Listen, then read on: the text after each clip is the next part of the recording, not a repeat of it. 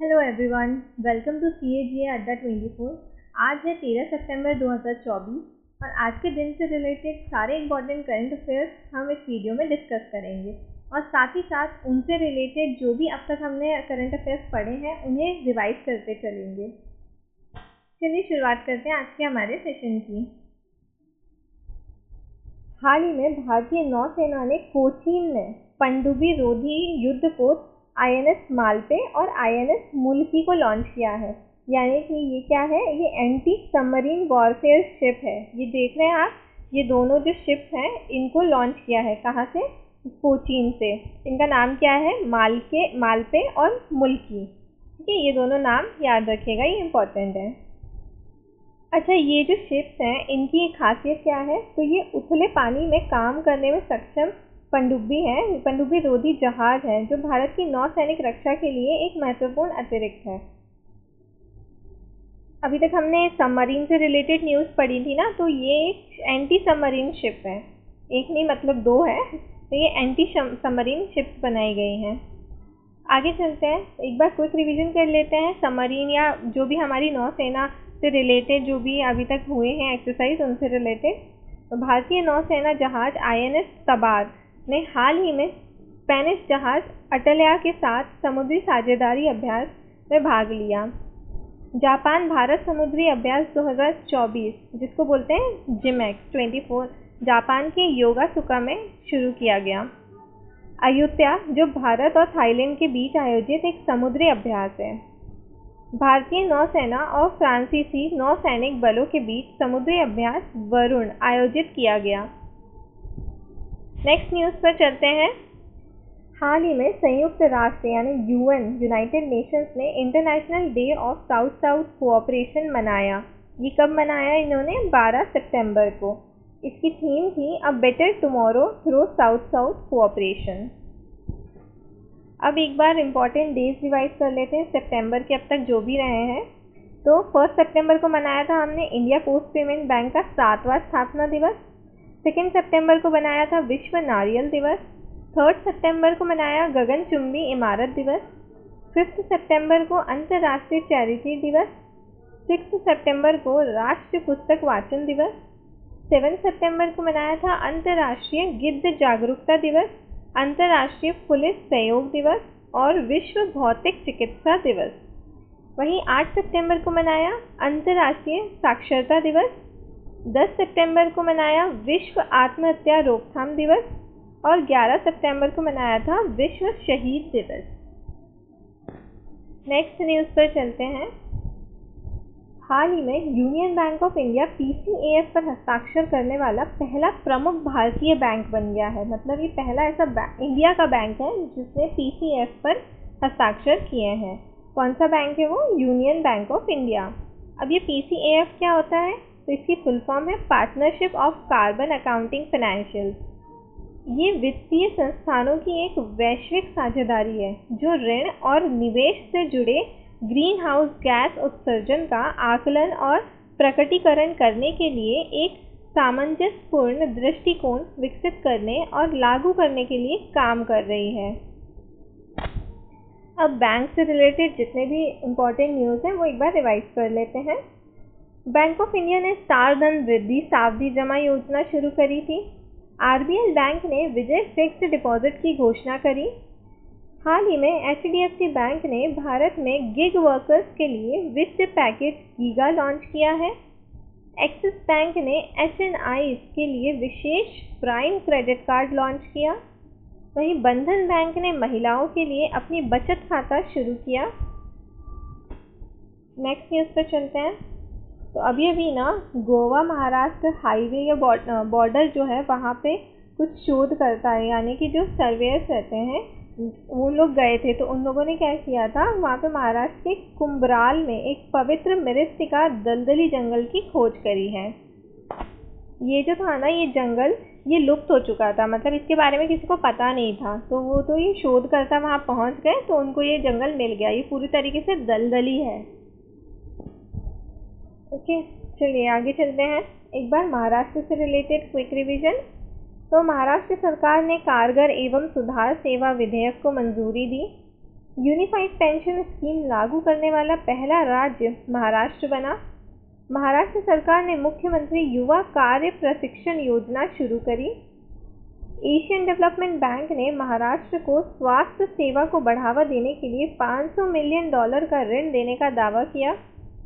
Manoj sonic को महारेरा के अध्यक्ष के रूप में नियुक्त किया गया।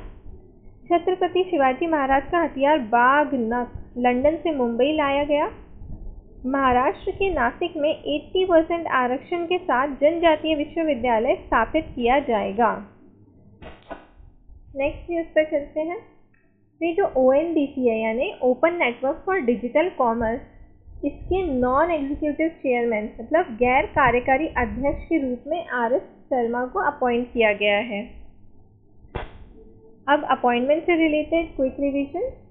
तो BCCI ने अजय रात्रा को पुरुष क्रिकेट टीम का चयनकर्ता नियुक्त किया। संसदीय राजभाषा समिति का अध्यक्ष अमित शाह को चुना गया। अरुण गोयल को क्रोएशिया में भारत का अगला राजदूत चुना गया। फिलिप्स ने भारतीय उपमहाद्वीप बाजार हेतु भारत शेष को अपना प्रबंध निदेशक नियुक्त किया है। तुहिन कांत पांडे को वित्त सचिव नामित किया गया। ये अगले वित्त सचिव होंगे। विनय गोयल को राष्ट्रीय स्वास्थ्य मिशन के लिए राज्य मिशन निदेशक नियुक्त किया गया। वहीं बबीता चौहान को उत्तर प्रदेश महिला आयोग का नया अध्यक्ष नियुक्त किया गया। नेक्स्ट न्यूज़ पर चलते हैं।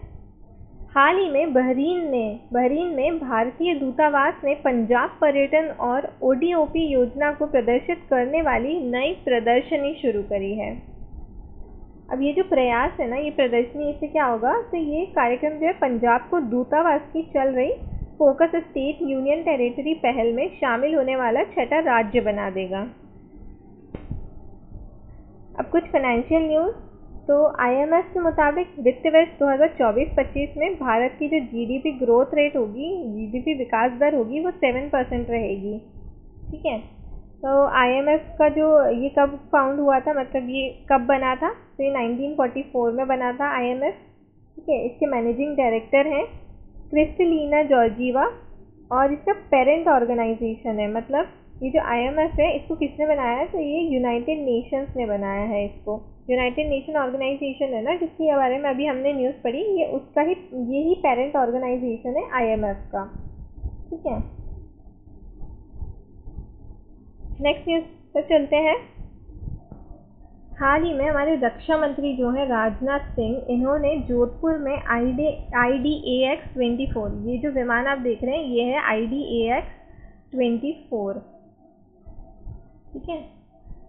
एक्सपो का उद्घाटन किया है। एंटी ड्रोन गन, इसमें एंटी ड्रोन गन है, ये छद्म उपग्रह जैसी नवीनतम रक्षा तकनीकी का प्रदर्शन किया गया है इसमें। मतलब इसमें सारी लेटेस्ट टेक्नोलॉजी का यूज़ किया गया है इस ड्रोन गन में। मतलब ये जो है ना, ये एरोप्लेन जैसा दिख रहा है, ये एक्चुअली में एरोप्लेन नहीं है, ये एक ड्रोन गन है। मतलब ड्रोन भी है जिसमें कैमरा लगा होगा, जिसे कोई कंट्रोल कर रहा होगा, और ये गन है एक तरीके से, मतलब ये ही आसमान से हमला कर देगी, ऐसा है। नेक्स्ट न्यूज़ पर चलते हैं। हाल ही में तमिलनाडु के CM जो है MK स्टालिन, उन्होंने कैटरपिलर के साथ समझौता ज्ञापन पर हस्ताक्षर किए हैं। ठीक है। अपनी निर्माण उपकरण विनिर्माण सुविधाओं का विस्तार करने के लिए ये MOU साइन किया गया है। नेक्स्ट न्यूज़ पर चलते हैं। हाल ही में अडानी एयरपोर्ट्स ने क्या किया है, यात्रियों को रियल टाइम एक्सेस डेटा देने के लिए एवियो लॉन्च किया है। मतलब जो पैसेंजर्स रहते हैं जो फ्लाइट से ट्रैवल करते हैं, तो उनके पास में ना रियल टाइम एक्सेस होगा। जैसे हम ट्रेन से जाते हैं तो हमें पता होता है ना हम कहाँ जा रहे हैं, हम अपनी लाइव ट्रैकिंग कर सकते हैं। तो उस तरीके से ये अभी इन्होंने एक इनिशिएटिव लॉन्च किया है अडानी एयरपोर्ट्स ने, जिससे वो रियल टाइम एक्सेस डेटा दे सकेंगे। नेक्स्ट न्यूज़ पर चलते हैं। इसका मैं हिंदी लिखना भूल गई हूँ। इसमें कुछ नहीं है, इसमें ये बताया कि इंडियन आर्मी ने अभी इंडिया और ओमान के बीच में एक जॉइंट मिलिट्री एक्सरसाइज होती है, मतलब द्विपक्षीय युद्धाभ्यास होता है अल नजा नाम का। तो अभी उसके लिए ये निकल गए हैं इंडियन आर्मी। ये कहाँ पर होगी, ये जो ट्रेनिंग होगी Rabkut training area in Salalah Oman में। ठीक है। ये याद रखना है कि इंडिया और ओमान के बीच की एक्सरसाइज है, द्विपक्षीय युद्ध अभ्यास है आर्मी का है, मतलब मिलिट्री का है ये युद्धाभ्यास। क्या नाम है इसका? अल नजह। नेक्स्ट न्यूज़ पर चलते हैं। हाल ही में आर रविंद्र, ये जो व्यक्ति हैं ये है आर रविंद्र, इनको अभी अभी इंडिया का एम्बेसडर बनाया है आइसलैंड में। नेक्स्ट न्यूज़ पर चलते हैं। हाल ही में शहरी क्षेत्रों के सभी प्राथमिक स्वास्थ्य केंद्रों में आयुष सेवा देने वाला देश का पहला राज्य मध्य प्रदेश बन गया है। मध्य प्रदेश पहला राज्य है जो भी आयुष सेवाएं देगा लोगों को। ठीक है, मध्य प्रदेश शहरी क्षेत्रों के सभी 328 प्राथमिक स्वास्थ्य केंद्रों में आयुष सुविधाएं उपलब्ध कराने वाला देश का पहला राज्य बन गया। अब ये मध्य प्रदेश से रिलेटेड न्यूज़ थी, तो एक बार क्विक रिवीजन मध्य प्रदेश से रिलेटेड। उज्जैन में सबसे अधिक 1500 लोगों ने एक साथ 10 मिनट तक डमरू बजाकर गिनीज वर्ल्ड रिकॉर्ड बनाया था। उत्तर भारत की सबसे बड़ी फ्लोटिंग सौर परियोजना ओमकारेश्वर में शुरू हुई। चौथा राष्ट्रीय हिंदी विज्ञान सम्मेलन 2024 भोपाल में आयोजित किया गया। पीएम सम्मान निधि योजना के तहत सर्वश्रेष्ठ प्रदर्शन करने वाला राज्य मध्य प्रदेश बना। मध्य प्रदेश में संभागों, जिलों और तहसीलों का नए सिरे से सीमांकन किया गया। नेक्स्ट न्यूज़ पर चलते हैं। पॉलिटिकल न्यूज़ है।